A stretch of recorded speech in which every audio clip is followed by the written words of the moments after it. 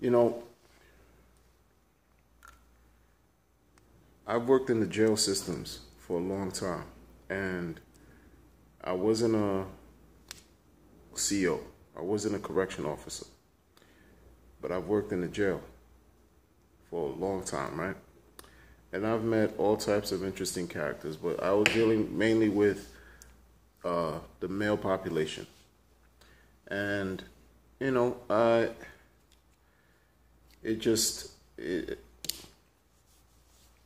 would ask some of these guys, you know, what landed you here? What's going on? You know, a lot of them have their stories and their reasons. You know, some would say, you know, they just anywhere from committing petty crimes to, you know, big time felonies. So generally though, like you know, this is specifically to the men who get locked up and who have families.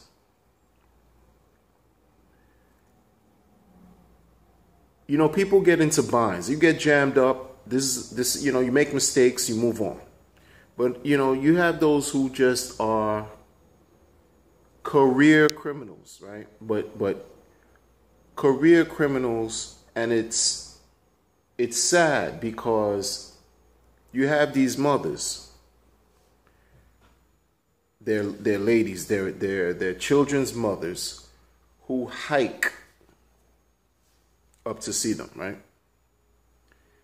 And this is specifically to the guys who this is for their ego. They become egotistic and proud to see their crying babies and children come to see them on their VI, on their visits. Their wives or their mother or their, you know, their children's mothers, spouses, whatever, would be sad or also happy to see them because, you know, this is a family unit, but where they're uniting behind bars, visiting their father or their husband and boyfriend.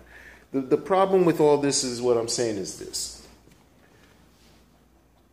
These men, you know, some of them I would ask them, how are things going? Oh, everything's good. Everything's good. This is the response they would give me. Oh yeah, everything good.